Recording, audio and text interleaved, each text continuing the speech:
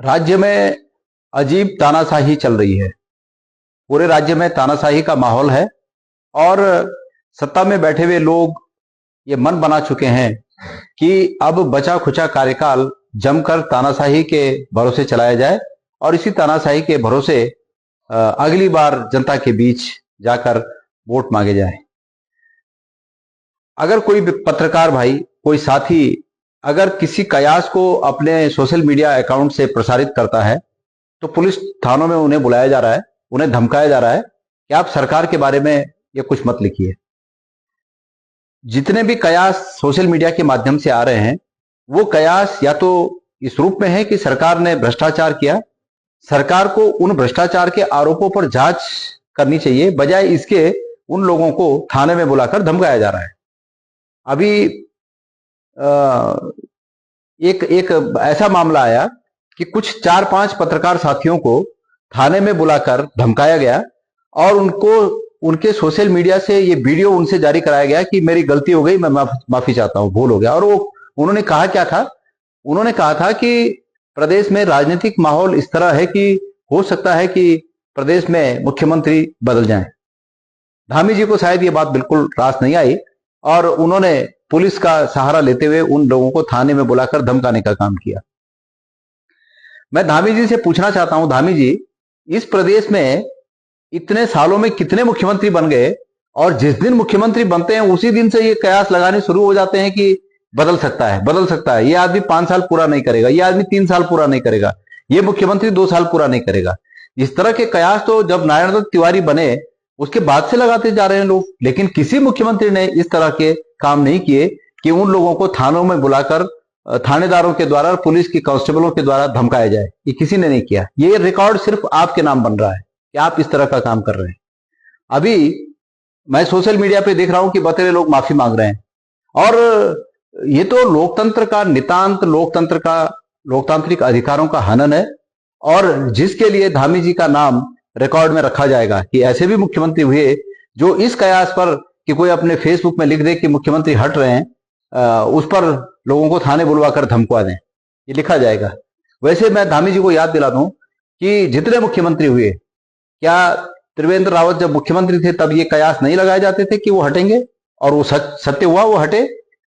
तीरथ सिंह जी के साथ तो बनने के दिन से ही ये कयास शुरू हो गए थे कि ये नहीं चला पाएंगे और वो बहुत कम समय तक ही रहे और ये कयास इतने जोरों पर हो गए कि वो तत्काल हट गए। खंडूड़ी जी हटे, निशंक जी हटे, हटने के साथ पहले से कयास चले आ रहे थे कि हटेंगे हटेंगे हटेंगे।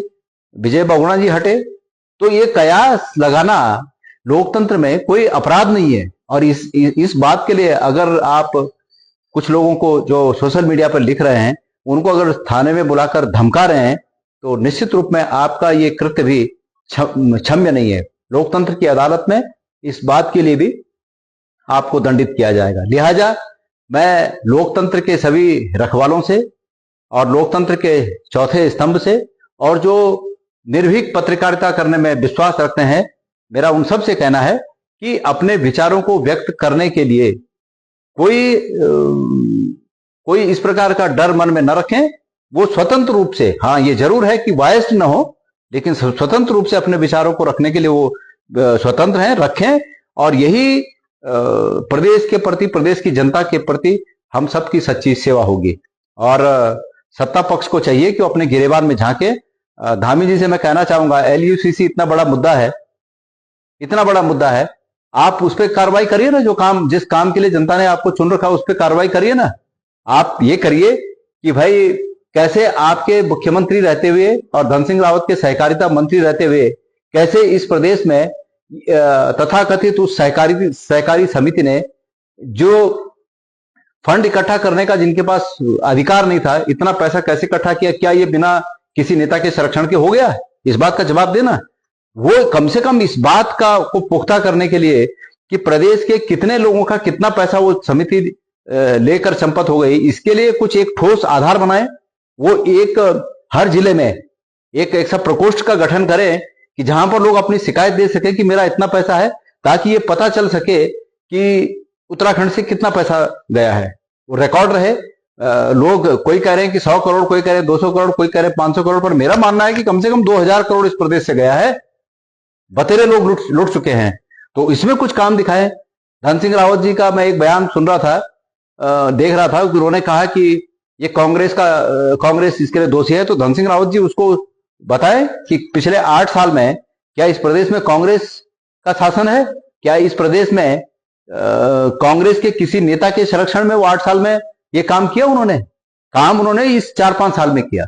जो ये काम किया ये 4-5 साल में किया। और इस 4-5 साल में जो कुछ इस प्रदेश में हुआ है, अगर भारतीय जनता पार्टी कहीं पर अगर एक ग्रामीण क्षेत्र में एक टॉयलेट बनता है और उस पर भी धन सिंह रावत जी अपना नाम लिखते हैं कि सहकारिता मंत्री धन सिंह रावत ने ये टॉयलेट बना दिया, अगर ये लिखते हैं तो क्या इतनी बड़ी लूट हो गई, ये सहकारिता मंत्री के सिर पर नहीं मढ़ा जाना चाहिए? तो सहकारिता मंत्री ये बताएं कांग्रेस में किसके, उन्होंने कांग्रेस का नाम लिया, वो नाम बताएं कि कौन इसमें दोषी है, कैसे वो दोषी है। और हमारे पास भी प्रमाण है तमाम, हम भी प्रमाणों के साथ आएंगे कि आपके शासन में, आपके कार्यकाल में ये काम हुआ है। मैंने पहले भी कहा, धन सिंह रावत जी और मुख्यमंत्री जी, आपकी जवाबदेही बनती है कि आपके सत्ता में होते हुए अगर आपको ये पता नहीं था, पहले तो आपको, हमारा आरोप है कि आपको पता था कि गलत काम हो रहा है, आपने उस गलत काम को संरक्षण दिया, हमारा आरोप यह है। और दूसरी बात, अगर आप ये कहें कि आपको पता नहीं चला, तो आप सत्ता में बने रहने के और सत्ता की कुर्सी में बैठने के काबिल नहीं है। आप तत्काल उस कुर्सी से फिर हटिए। ये दोनों में से एक ही बात हो सकती है, तीसरी कोई बात नहीं हो सकती। और ये कहना कि इसके लिए कांग्रेस दोषी है, मैं उम्मीद करूंगा कि आपके तरफ से जल्दी ये बात आए कि भाई कांग्रेस किस तरह से दोषी है। उसके बाद हम आगे अपना वक्तव्य जारी करेंगे, आगे की बात हम तब फिर कहेंगे। मैं आपको सिर्फ ये अपील करने आया हूं कि अगर अभी तक आपने K24 news and entertainment channel को सब्सक्राइब नहीं किया तो प्लीज कर लीजिए।